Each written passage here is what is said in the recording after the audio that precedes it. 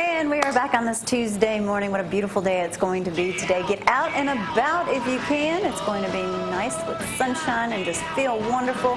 46, 47 degrees already this morning. Temperatures are going to warm up to around 74, maybe even 77 for that high today, with low temperatures hitting around 56 tomorrow. 76 for that high, maybe just a little bit warmer. We're hoping enjoy some sunshine. It looks like Thursday's the biggest day for rain. We do have only a 20% chance of showers on Wednesday, and then Friday, the weekend, cool front, but this should be it, and then warmer temperatures here to stay.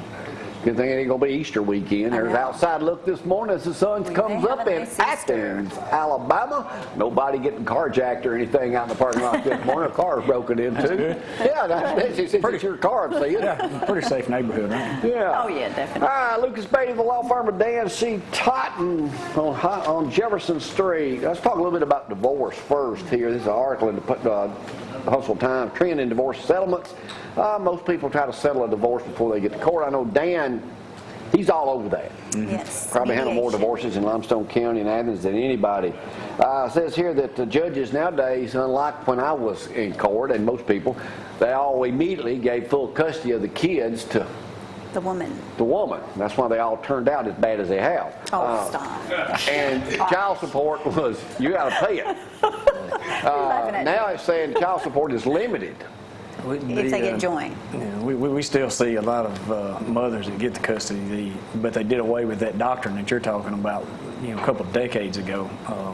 It just takes, like anything in the law. The law's slow. It takes a while. Yeah, it says here, and a lot of people go to mediation now. That's a big thing. Yeah, we have one judge that orders mediation on every case before he sets it for a trial, which is not necessarily a bad thing. A lot of times, if you trust your lawyers, you can tell that there's some cases that are just going to have to go all the way. The parties are too far apart. You may haven't had experience with that. No.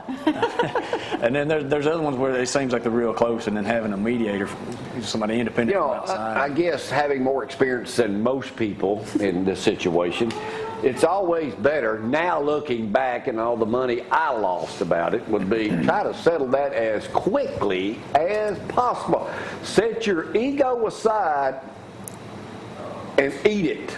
Just accept. Unfortunately, I never did that up until the last day. So that's a true statement, older and wiser. But here's this is lawyer's legs. He said a friend of mine once asked and answered his own question. What's the best strategy for accumulating money for retirement? One house, one spouse. There you go. That's good. But who can live with that? The smart ones. The rich ones. Yeah. You do a lot of criminal defense. Like I asked you, the grandmother over in Gadsden that killed her 7-year-old granddaughter running her. First of all, that woman's 49 years old. Wow. That's a rough-looking woman. But she had no bail, I don't think. And she's been in prison for 3 years. And they got out. Jail, not prison. Jail. But it says here, they're going to I don't know if they came back last night. They're supposed to try this week. She's either going to get life sentence without parole. Life without, yeah. Or death sentence. Now, which one of those works? Ask her. In the appeals process, this is a hot debate, and it's been a debate in this country for a long time. Alabama is one of those states that still has the execution, and the chances of them putting her to death are slim and none. I would think so. I don't do chances. I don't. Everybody wants to know chances and odds and all this other stuff. We don't know. There's so much about that case that we don't know because we weren't there. Here's my number one question. There has to be so much overwhelming and I have it circled here. What is life without parole? Anytime you get a sentence to the penitentiary for a felon in the state of Alabama, technically you are eligible for parole, and that is a Department of Corrections and the Board of Pardon and Parole's issue. A judge is not going to be able to give you parole necessarily. It's not up to the sheriff. It's not up to the voters. There's a board for that. And it's based on a lot of stuff, budget, crowding, how your behavior. But if you get life without parole, you can still get parole? No, if you get life without parole, it means exactly that. You will die in the penitentiary. Okay, well, here's my question, and I've got it circled. Unless your sentence is commuted or you're pardoned, okay? And it says right here, the lady has been in jail awaiting trial for 3 years. And that time typically will be applied to any potential sentence. Well, that's just Well, if she's standard. sentenced to life in prison without parole, what's good's the 3 years going to do? Nothing. It's just Really standard to take time really off nothing. of jail time. But the law affords the credit for any time you serve on it. So had she not been convicted of the capital version of murder, just murder, and gotten a 99-year sentence, she'd get 3.5 years on it. Because you'd only have to serve like 96 years. On paper, but the reality is it of it like is a third of your sentencing? there's really no. Again, that's up to DOC. So this woman ain't going to get out of jail. She's probably if she's not. barring an appeal, the conviction being set aside, they redoing it or something like that, or she could be pardoned or the sentence can be commuted.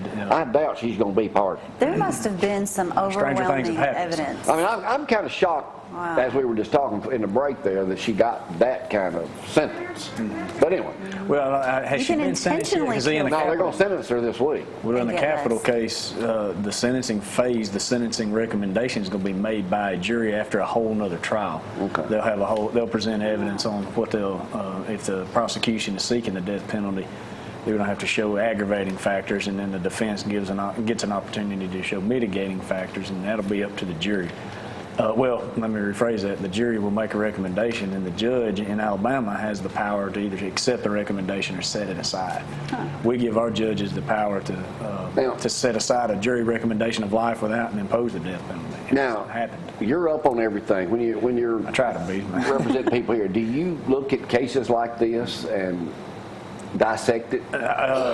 You talking about like that particular like case? that case. And no, I watch it from a distance, but and I don't want to get too far into this, but you have to take what the paper it has and the media does with tongue in cheek, because there's so much that goes on when you're sitting there that the jurors are seeing, such as the nonverbal communication coming from a witness. Really? The paper's going to put on there, hey, the defendant takes the stand and says, it happened like this. And everybody's going to say, well, if it happened like that, how did they get convicted? Well, the jury is going to see that defendant, maybe looking a little sneaky. Yeah, okay, let's go, because that's what when you represent somebody who is charged with doing something wrong, whether it be drugs, shooting, whatever. How much of their body language do you discuss with them before they go to trial? As much as we possibly can. Same way in a divorce situation. And one of our pet peeves, and one of mine especially, is in a hearing, be it a non-jury trial or a jury trial, whatever, is somebody that's going to sit at that table, and when they hear testimony coming from a future ex-wife or whatever from the stand, they go to rolling their eyes, slapping the table, and this is a lie. They want to jump up right then, and it's put on, or it comes across that way. You have a trier of fact in every case. So it's either going to be a judge or it's going to be a jury. And so much of what they're going to see and take into context is nonverbal. And it's, So that's matters. a big part So of it. keep see. your cool. I always just use the B word a lot. When my ex-wife, everybody go, How'd you do? Not too good. You see what I'm saying? You rest your case, Yeah. though. well, it's hard to sit there and listen to somebody lie. Well, But they have the right One to good do thing about me, I always told the truth. Cost me a damn fortune, but I did. well, it could have been then on that situation, the line would have been a whole lot worse for you. Then, if the truth hurts and it's bad, fine, but it could have been a whole lot worse. Just be glad you were able to prove those lies. Now, so if you're looking for somebody to really represent glad. a loved one or whatever, whoever, y'all need to get in touch with them, and immediately you need to give them a call. 232-1287 for divorces or for criminal defense. Give Lucas a call or Dan Totten at the law firm on Jefferson Street. And thanks for getting up early and coming in. Yeah, Anything else we need to know? I want to say hi to a good friend and an old hunting buddy, Skip Atkins. He's supposed to be up watching it again.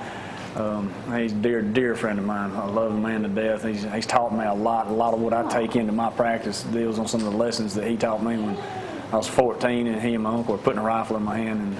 And he's hey, Skip. Good morning, Good to see you. Skip. Skip, hope you're watching this morning. Keep He's a good watching. one. You taught him well. Right now, let me take a break. Y'all hang on.